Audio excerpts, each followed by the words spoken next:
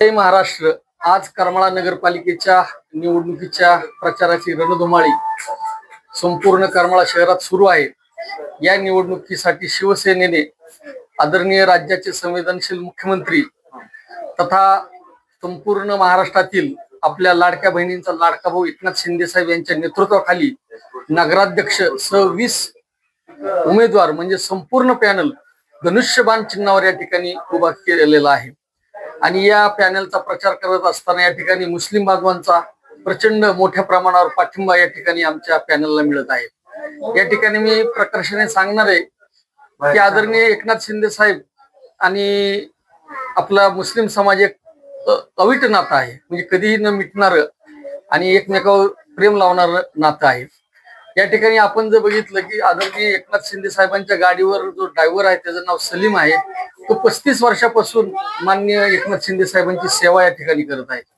त्याच पद्धतीने त्यांना जो दररोजचे मेडिसिन देतो तो आतिफ नावाचा मुलगा हा सुद्धा मुस्लिम आहे, तो कोकणातून येतो, साहेबांच्या घरात राहतो, 24 तास फॅमिली मेंबर म्हणून त्यांच्या मुलाबाळात त्यांच्या नातवाला सांभाळायचं काम सुद्धा हा मुस्लिम समाजाचा करून करतो। म्हणजे मुस्लिम समाजावर प्रचंड विश्वास टाकणारा एक माणूस, एक संवेदनशील माणूस म्हणून संपूर्ण महाराष्ट्रातील मुस्लिम समाज आदरणीय एकनाथ शिंदे साहेबांच्या पाठीशी उभा आहेत आणि त्याचाच प्रत्यय या ठिकाणी प्रचार करत असताना आम्हाला या ठिकाणी करमाळ्यात होतं। आज जर करमाळ्यात जर सांगायचं म्हणलं तर गेली 35 ते 40 वर्षापासून या करमाळा शहरातील मुस्लिम समाजाची अस्मिता असलेली उर्दू शाळा, त्या उर्दू शाळेला वर्गवाढीचा प्रस्ताव या ठिकाणी शासन दरबारी प्रयत्न पडून होता। याचा असा परिणाम व्हायचा की 7वी पर्यंतच त्या शाळेला मान्यता होती आणि थोडस 7वी झाली की त्या ठिकाणी त्या भागातले मुस्लिम समाजाचे लोक अल्पवयातच त्या मुलींचं लग्न या ठिकाणी करून देत होते आणि त्या मुली 1ली ते 7वी पर्यंत शिकले असल्यामुळे, उर्दूत शिकले असल्यामुळे त्यांना इतर भाषेतलं शिक्षण घेणं अवघड जात होतं ना, अशातच ते सगळं मुलींचं शिक्षण थांबलं होतं।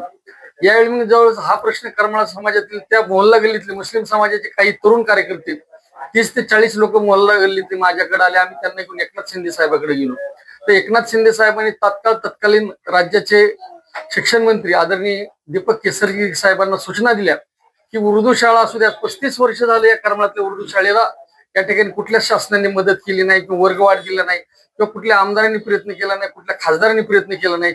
मुस्लिम समाजातल्या मुलींना सुद्धा तेवढाच शिकायचा अधिकार आहे, त्यामुळे 8वी 9वी 10वी या 3 वर्गाला उर्दू शाळेला मान्यता द्या, अशा प्रकारचे आदेश एकनाथ शिंदे साहेबांनी दिले। आणि 35 वर्षानंतर करमाळा तालुक्यातील एकमेव अशा उर्दू शाळेला 7वी 8वी 9वी 10वी हा वर्गवाढीचा दर्जा मिळाला। त्यामुळे मुस्लिम समाजाच्या सर्व आमच्या भागातल्या मुली या ठिकाणी उर्दू शाळेतून शिक्षण घेऊन आता पुढील शिक्षण घेण्यासाठी ज्या उर्दू शाळा आहेत, पुणे मुंबई या ठिकाणी उर्दू शाळा डॉक्टरेट पर्यंत शाळा आहेत, अशा ठिकाणी जाऊन आपले शिक्षण पूर्ण करतात। त्यामुळे मला अभिमानाने सांगावं लागेल की त्या उद्घाटनाच्या कार्यक्रमाला जवळपास 150 ते 200 मुस्लिम बांधवांच्या भगिनी आमच्या बुरखा घालून आदरणीय दीपक केसरकर साहेबांचा सत्कार करण्यासाठी आले होते।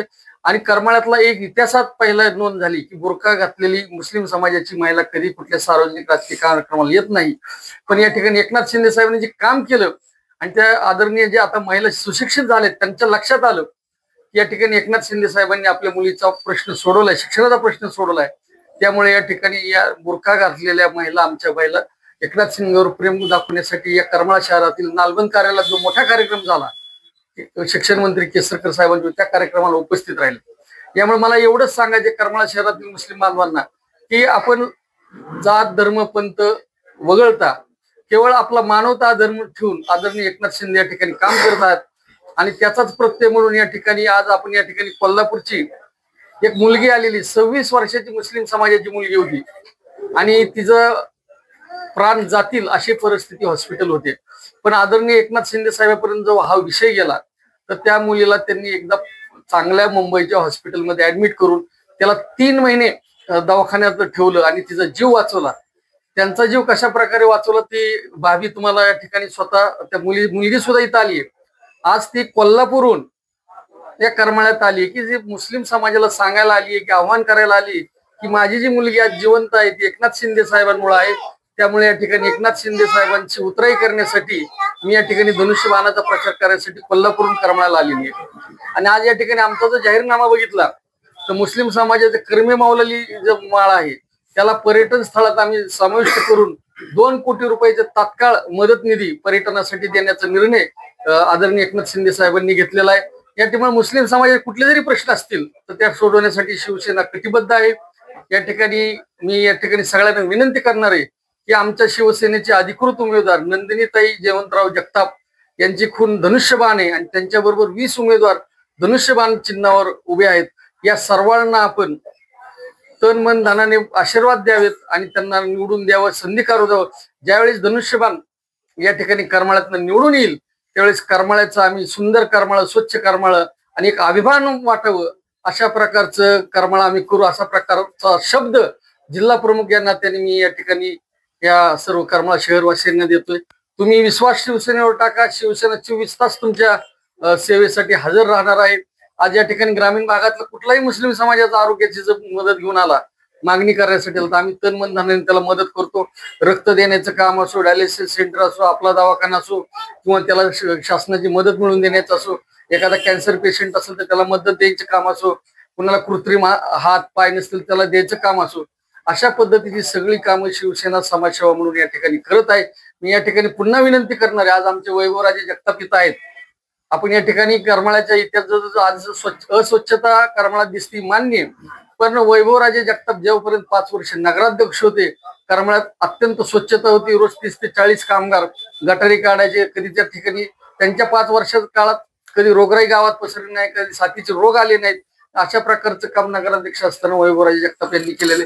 आता त्यांच्याबरोबर शिवसेना आहे आणि मला खात्री आहे तर सगळे उमेदवार आपल्याला निवडून येणारच आहेत आणि हा विजयाचा गुलाल या ठिकाणी आम्ही 3 तारखेला आदरणीय एकनाथ शिंदे साहेबांकडे घेऊन जाणार आहोत. या ठिकाणी मी विनंती करणार आहे की जी कोल्हापूरहून आपली आलेली आहे भगिनी, ती या ठिकाणी तिच्यावर काय अपिभीती झाली होती, कशा पद्धतीने एकनाथ शिंदे साहेबांनी तिला मदत केली, या ठिकाणी त्यांच्या तोंडूनच आपण ऐका. नमस्कार, मी कोल्हापूरहून करमाळ्यात महानंदाताई जगताप या करमाळ्यातून नगराध्यक्ष पदासाठी उमेदवारी अर्ज दाखल केला आहे. त्या शिवसेना या पॅनलवरून धनुष्यबाणाकडून लढत आहेत. पण मी त्यांना मदतीसाठी किंवा त्यांच्या प्रचारासाठी इथे कोल्हापूरहून आलेली आहे. मला माझा ओळख म्हणजे दुवाची आई म्हणून सगळीकडे आता ओळखतात तेही शिंदे साहेबांमुळे. कारण की जेव्हा माझी मुलगी 26 दिवसांची होती तेव्हा तिला दूध पचेनासं झालेलं आणि ते दूध तिच्या छातीत जात होतं, म्हणजे ते दूध रिफ्लक्ट होत होतं. त्यातून तिचं म्हणजे नो गॅरंटी दिली होती की ती 24 तासही जगेल किंवा काही मिनिट सुद्धा नाही. त्यातून आम्ही एक चान्स घेतला की ठीक आहे, हॉस्पिटलला आपण ट्राय करूयात. मग त्यात हॉस्पिटलचा खर्च हा पूर्ण एक 5 लाखांपर्यंत किंवा त्याच्याही वरती होता, सगळ्या टेस्ट वगैरे सगळं. मग त्या काळात आम्हाला कोल्हापुरात जे काही वैद्यकीयचं काम बघतात तेव्हा कोल्हापूरचे जिल्हा प्रमुख म्हणून प्रशांत साळुंखे सर काम बघत होते. प्रशांत साळुंखे सर आम्हाला हॉस्पिटलला येऊन भेटले.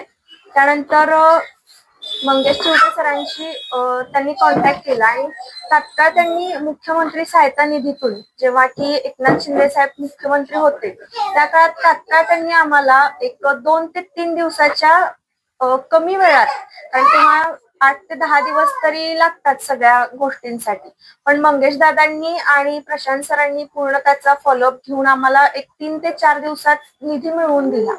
निधी म्हणजे की आमचं पूर्ण हॉस्पिटलचं बिल एक 2.5 लाखांपर्यंतचा निधी आणि बाकीचं स्वतः शिंदे साहेबांनी बोलून त्याचं बिल आम्हाला कमी करून दिलं.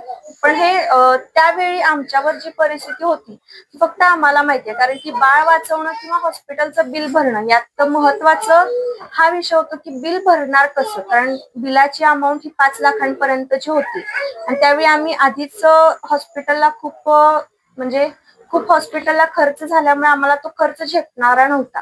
त्यामुळे आमची दुवा जी काही आहे ती शिंदे साहेबांमुळेच आहे, म्हणून आम्ही तिचं नाव सुद्धा दुवा म्हणून ठेवलंय की शिंदे साहेबांचा आशीर्वाद म्हणून आम्ही दुवा असंच तिचं नाव ठेवलंय. त्यामुळे की कुठेही हिंदू मुस्लिम असं न करता साहेबांनी स्वतः तिला घेऊन तिचं नामकरण केलं. आम्ही घरात सुद्धा तिचं बारसं वगैरे केलेलं नाहीये अजूनपर्यंत. जे काही तिचं नाव ठेवलंय ते स्वतः शिंदे साहेबांनीच नाव ठेवलंय. त्यामुळे आम्ही देवाच्या जागी फक्त शिंदे साहेबांना मानतो, जे की आपण शिवसेना म्हणतो ते. येथील मुस्लिम समाजासाठी काय संदेश असेल? येथील मुस्लिम समाजासाठी संदेश म्हणजे की आपण फक्त मानवता, प्रत्येक माणूस आहे, हिंदू असो, मुस्लिम असो किंवा अजून कोणत्याही जातीचा असो, माणूस हा प्रत्येक एकसारखाच आहे. स्त्री पुरुष झालं तर यात कुठलाही भेदभाव दुसरा नाहीये, कुठलीही जात असू दे, काही असू दे. त्यामुळे मला तरी वैयक्तिक प्रत्येकालाच असा संदेश द्यायचा आहे की शिवसेनेच्या बाबतीत तरी असं मला तरी अजून अनुभव कधीच आला नाही किंवा दुसऱ्यांनाही आलेला नाहीये. जे काही असेल म्हणजे अफवा असतील किंवा जिथे जे काही बोललेलं जात असेल त्याचं एकदा विचार करावा. जे खरं खोटं आहे, खरं खोटं करून त्याच्यावर विश्वास ठेवावा. शिंदे साहेबां आता शिवसेना ही हिंदुत्ववादी संघटना म्हणून ओळखली जाते. कधी तुम्हाला असा मुस्लिम समाजाला कुठं दबाव करताना कसा अनुभव आला? नाही, असं काही नाही. हिंदुत्ववादी म्हणजे मला एक सांगण्याची गोष्ट म्हणजे आमचे जेव्हा हिंदूचे शाळेत, आता मराठी शाळेत बऱ्यापैकी जण शिकतात, आमचे जेव्हा शाळेचा दाखला निघतो ना त्याच्यावर पुढे हिंदू मुस्लिम असं लिहिलेली कास्ट असते. म्हणजे फक्त मुस्लिम किंवा मेमोरियन असं कुठेही नसतं, हिंदू मुस्लिम अशीच आमची कास्ट पण येते. किंवा जे काय असेल एनटी ओबीसी जे काही आरक्षण असेल किंवा ऑल ओव्हर जे काही असेल, कसं आहे हिंदू मुस्लिम म्हणजे त्यात थोडक्यात मला म्हणायचं म्हणजे की आपण पूर्ण भारतीय हे हिंदुस्थानी म्हणून सुद्धा ओळखले जातो. त्यामुळे सुद्धा हिंदू मुस्लिम असं मी म्हणू शकते. त्यात हिंदू वेगळे किंवा मुस्लिम वेगळे असं काही मला तरी नाही वाटत. मत देण्यासाठी काय आव्हान कराल शिवसेनेला? मत देण्यासाठी आव्हान म्हणजे की प्रत्येकाच्या घरात कसं आहे, प्रत्येकाला विकास हा हवाच असतो, पण विकासापेक्षाही जास्त कसं आहे, प्रत्येकाला जेव्हा दवाखान्याची किंवा वैद्यकीयची स्वतःवर वेळ येते त्यामुळे त्यावेळी त्यांची मानसिकता काय असते हे त्यांना चांगली माहिती आहे. पण शिंदे साहेबांच्या बाबतीत कसं आहे की आजपर्यंत कुणालाही, भले ते हिंदू असो, मुस्लिम असो किंवा अजून कोणीही असो, रस्त्यावरून जाणाऱ्या अनोळखी माणसाला सुद्धा साहेब गाडी थांबवून मदत करतात. त्यामुळे ही मदत जी आहे ती शिवसेनेच्या मार्फत घराघरात अगदी कानाकोपऱ्यात पोहोचू शकते, भले ते कोण जन्मलेलं मूल असू दे किंवा वृद्ध असू दे. त्यामुळे शिवसेनेला मत ह्या कारणासाठी तरी द्यावं. ताई, या ठिकाणी एकनाथ शिंदे यांचा जर बॅनर पाहिला तर त्या ठिकाणी धनुष्यबाणाचं चिन्ह आणि त्याच्या कडेलाच साहेबांचं चित्र आहे. त्या ठिकाणी लाडका भाऊ म्हणून लिहिलेलं आहे. काय लाडक्या भावानं काय ओवाळणी देतात का नाही दर महिन्याला? हो देतात ना. किती मिळते? 1,500 रुपये महिन्याला ओवाळणी भेटते. काय सांगाल? उमेदवार आहेत का तुम्ही? हो उमेदवार. बरं, काय सांगाल तुम्ही? मी पण स्वतःला लाडक्या बहिणीचा फॉर्म भरलाय, मला पण 1,500 रुपये भेटते. सगळ्या बहिणींना महिन्याला 1,500 रुपये येतात. बर, हा. काय मग आता निवडणुकीच्या अनुषंगाने काय सांगाल तुम्ही? सर्व महिलांना काय आव्हान? सर्व महिलांना हीच विनंती आहे की तुम्ही धनुष्यबाणा चिन्ह समोरील बटन दाबा आणि शिवसेनेला मतदान करा. बर, 1,500 मध्ये वाढ व्हावी वाटते का? त्यासाठीच मतदान करायला मी आवाहन करते.